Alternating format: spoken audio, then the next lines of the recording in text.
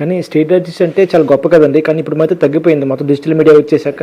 ఇప్పుడు వెళ్తున్నారు, చాలా మంది వెళ్తున్నారు. కానీ అప్పుడు 20 సంవత్సరాల క్రితం 22 సంవత్సరాల క్రితం వెళ్ళటం అంటే అది ఒక మాటలు కాదు, గొప్పగానే ఫీల్ అయ్యి. అప్పుడు నేను బీడీఏలో చేస్తున్నా, నేను బీడీఏలో వర్క్ చేస్తాను. అప్పటికి ఇంకా 2003 కాదు, నేను 2005లో బయటకు వచ్చా. మా మేనేజ్మెంట్ వాళ్ళందరూ కూడా మాకు బాగా సన్మానం చేసి, అంటే ఒక ఆర్టిస్టు అమెరికా వెళ్ళి నాటకాలు వేసి వచ్చే 2 నెలలు అంటే మా వాళ్ళు లీవ్ కూడా ఇచ్చారు నాకు. ఓకే, బాగా ఎంకరేజ్ చేసేవాడు మాకు. సో పద్యాలు కూడా మీరు నాటకాలు చేశారంట కదా మీరు? పద్య నాటకాలే, ఇది శ్రీనాథుడు పద్య నాటకమే. ఒక పద్యం అని పాడతారా కొంచెం? అదే అంటే ఈ తర్వాత మేము అలసాని పెద్దనని ఒక నాటకం వేసాం. అలసాని పెద్ద నాటకంలో అలసాని పెద్దన గుమ్మడి గోపాలకృష్ణ వేసేవాడు, నేనేమో దాంట్లో శ్రీకృష్ణదేవరాయలు వేసాం. దాంట్లో శ్రీకృష్ణదేవరాయల పద్యమే ఉంది మామూలుగా. తెలుగదేలయల్న దేశంబు తెలుగు ఏను తెలుగు వల్లభుండ తెలుగు కండ ఎల్ల నృపులు గొలువ ఎరుగవే బాసాడి దేశ భాషలందు తెలుగు లెస్సా.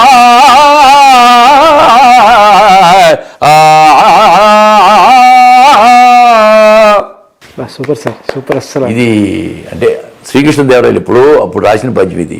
ఓకే, ఆ పద్యం. సో ఇదే ఇప్పుడు గుర్తొచ్చింది నాకు. అఖండ అప్పుడు పెళ్లిజ్ ఈవెంట్లో అప్పుడు బాలకృష్ణ గారు ముందు పాడింది ఇదే. అదిను నారాయణ రెడ్డి గారి పంచికట్టులోనేది అదొకటి పాడాను. ఆయన కూడా బాగా లైక్ చేశాడు. ఆయన బాలకృష్ణ గారు అడిగి మాట్లాడారా? చాలా బాగా పాడారని కూడా అన్నాడు, నన్ను అప్రిషియేట్ చేశాడు బాగాను. సో ఎన్టీఆర్ గారు మీకు బాగా ఇష్టమైన యాక్టర్? ఎన్టీఆర్ గారు. అయ్యో, అసలు సీనియర్ ఎన్టీఆర్ గారు అంటే నేను ఆయన సినిమాలో చూసేవాడిని. ఫస్ట్ మార్నింగ్ షో మాకు 9:30 ఉండేది మచిలీపట్నంలో. 9:30కి మేము 6:30కి వెళ్ళి కూర్చున్నాం. ఫస్ట్ టికెట్ తీసుకోవాలి. ఓకే, నా ఫ్రెండ్ ఉన్నాడు శ్రీరామచంద్రమూర్తి అని, వాడు నేను ఇద్దరం వెళ్ళిపోయి సైకిల్ మీద వెళ్ళిపోయి అలా 6:30 నిలబడి ఫస్ట్ టికెట్ తీసుకుంటేనే సినిమా చూసినట్టు ఉండేది. ఒకవేళ పొరపాటు మా ముందు ఎవరు ఉండాలి, బతిమాలి వెనక్కి తీసి మేము ముందు నిలబడేవాళ్ళం.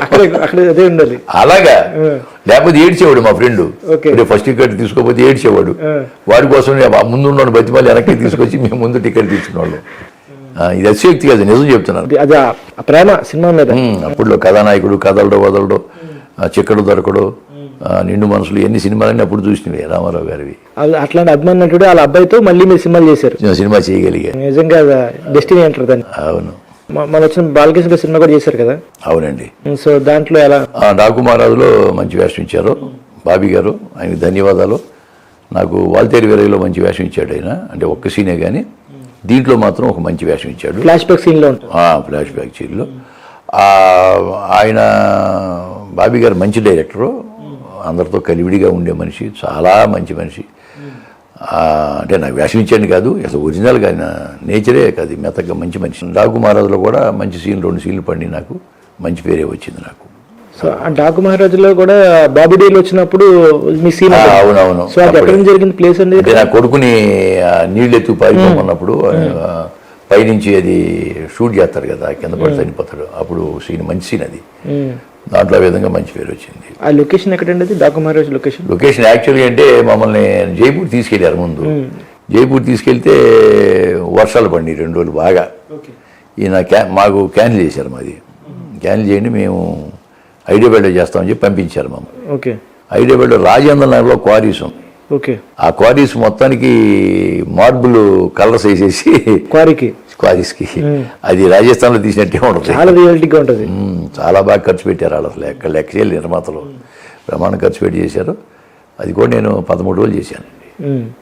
13 దాంట్లో యాక్చువల్గా దాంట్లో వేషం రావటానికి అంటే బాబీ గారు మెయిన్ అనుకోండి, రామ్ తీర్థ అని అసోసియేట్ డైరెక్టరు, వాళ్ళు నన్ను సెలెక్ట్ చేసి పిలిపించారు. అప్పుడు బాలకృష్ణ గారితో చేశారు మళ్ళీ కాంబినేషన్ సీన్స్ దగ్గరుండి, ఆయన డూబ్ లేకుండా చేయడం సీన్స్. ఆయనంతా ఫైట్ గీటిని ఆయనే చేశాడు. ఆ ఫైట్ గీటి అంతా ఆయన చేయటమే. గుర్రం మీద రావటం కానీ యాక్టివ్గా అసలు మామూలుగా ఉండరు.